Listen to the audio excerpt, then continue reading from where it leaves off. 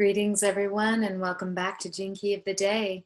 It's time again to look at the stars and see what's alive in the sky and how is it influencing us so we can better navigate our lives. It's a big time right now. It's a time of great change and transformation. And so let's look at what's alive right now. Currently, the sun is in the 53rd gene key here with Mercury.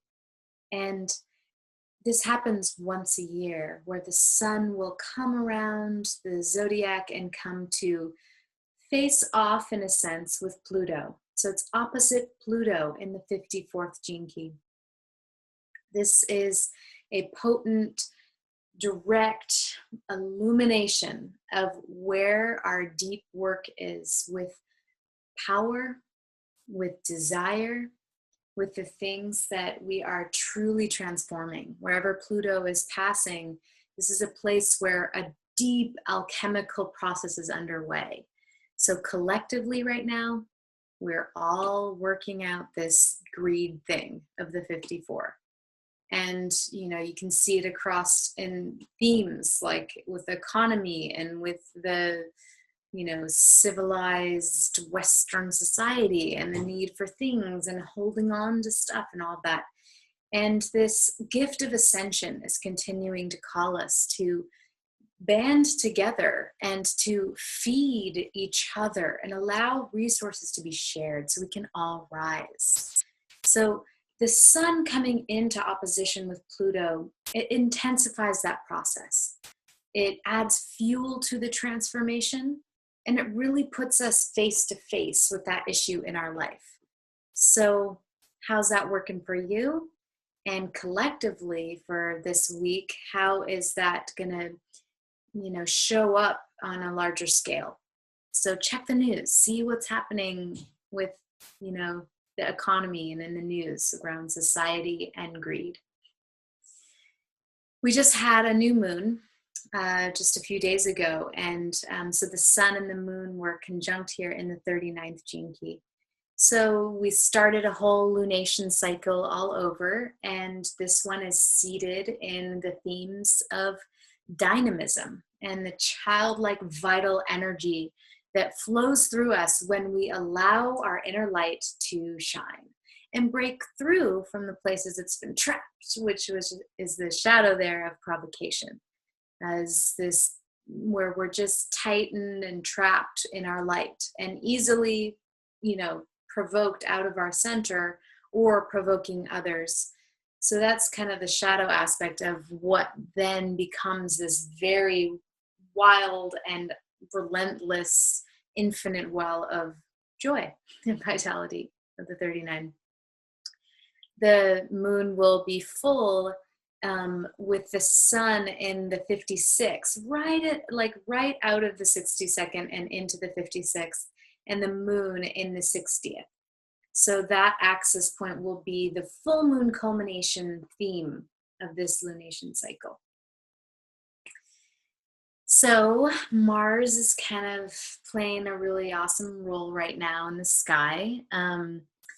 After about 10 weeks of being retrograde, where we were experiencing sort of a inward pulling in and slowing down of our masculine energy that just wants to go and do and make things happen, we've sort of needed to slow down and maybe not make such rash decisions and learn some lessons around that.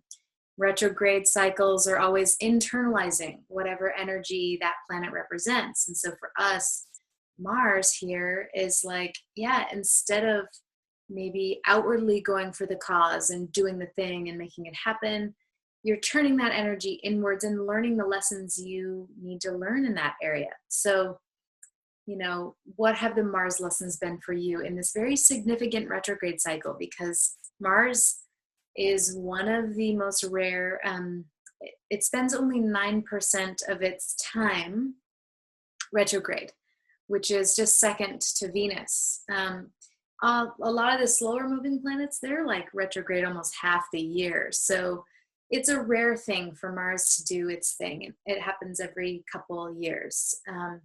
So it's this kind of moment when we get to sit with Mars. And I think we've talked about that in previous episodes.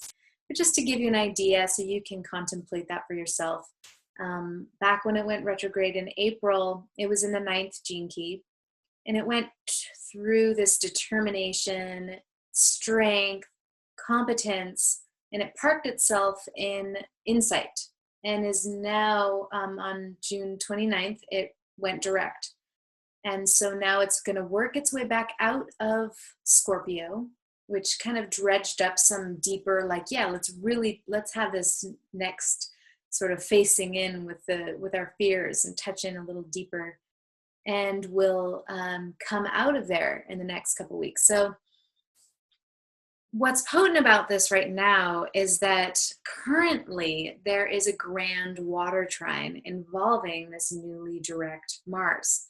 So when Mars will go direct, it's sort of taking everything that we've internalized and we've been working on, and it's going to sort of like go into drive. And all these things will maybe start to integrate outwardly in your life.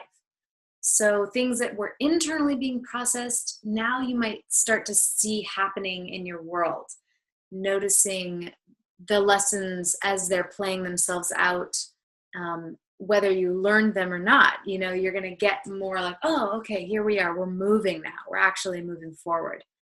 So with this newly direct Mars, has come into a grand water trine with his beloved polarity counterpart, the divine feminine, Venus, and Chiron, the wounded healer, the great healer, up in Pisces in the 36th gene key.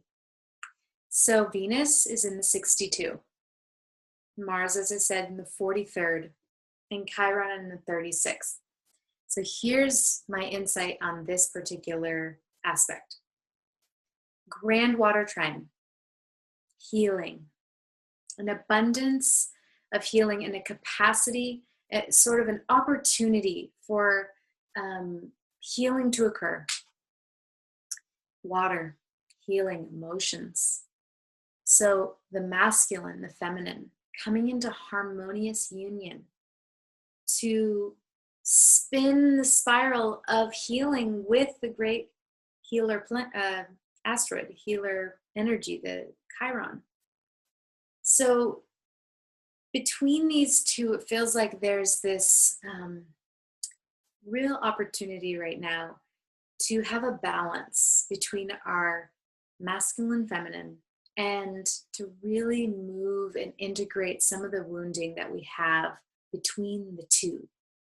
So you can think of this polarity as the positive, negative, the mind, the body. In this case, Venus is in the 62nd gene key. This is the holographic language of light. This is the gene key that like encompasses and understands the transmission so holistically that it can bring it into words and language in a way that transcends words and language. So to me, this is like the feminine working through the intellect, the patterns of having this masculine mind, and the woman, the female part of us, feeling like we are suppressing our femininity and needing to go into the intellect and logic and facts and all those things. So we're learning the lesson of coming out of that and into understanding the pattern and actually tapping into the feminine brain, which is so vast when we bridge these right and left hemispheres of our brain. So that's kind of the lesson that Venus is bringing, while Mars is like firing off in this 43rd key of insight of breakthrough.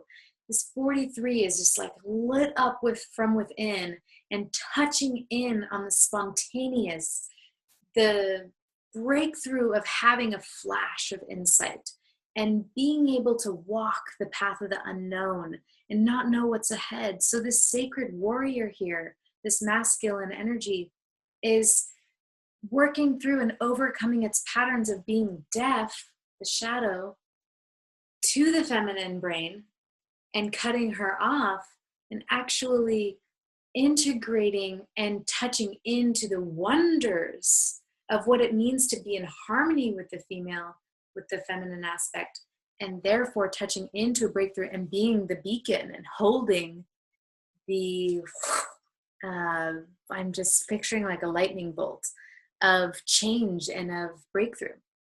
And this all is bringing in harmony and spinning. I always picture these trines in this like spinning kind of thing with this major healing energy. So let it go deep. Let it go all the way down to the core of where do these core issues touch in for you. And open that door. You know, we have to feel it. We have to address it. And I'm learning so much about that in my life, of giving myself the time and space, because, you know, lives are busy and it's so easy for us to continue on, and really not want to look at the things that are uncomfortable. And that's just what we're always doing with this work, is leaning into those places, allowing for a pause, having a meditation practice, some form of tuning into the frequency of now. There's one more thing I want to add to this, because of this transformational energy with the sun opposed Pluto and this really like heightened moment of alchemy. I noticed that, oh yeah, Pluto is still in trine with Jupiter down here in Virgo. And I started to look at how, okay, so, you know, Jupiter was in a retrograde cycle earlier this year and has now been direct for almost exactly 2 months now, which is awesome.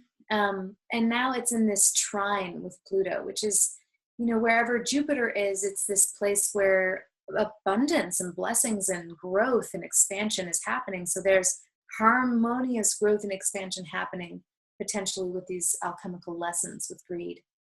And so that's, you know, in itself significant, just to acknowledge that extra blessings towards that path.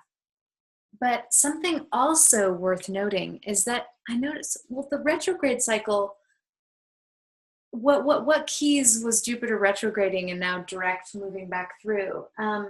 So back in, and it might be hard to see, I might just move the camera a little bit.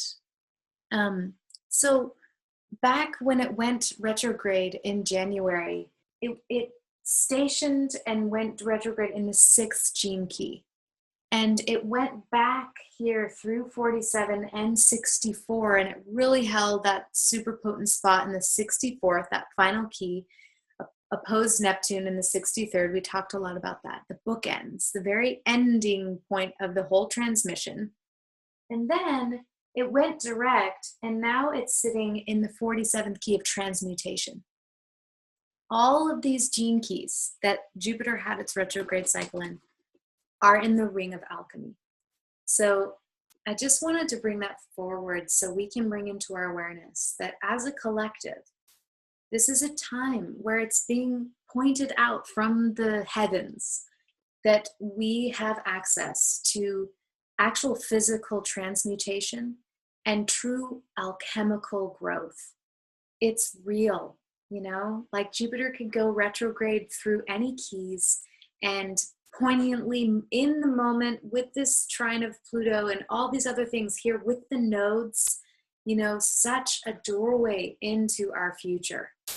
So I love to have that, bring that perspective into your view, that this is all happening on purpose. And Jupiter is showing us how we have access to a lot of alchemical change. We can truly make lasting transformation in our lives. Just pay attention, follow the clues. This might be one of them. See how it relates in your life.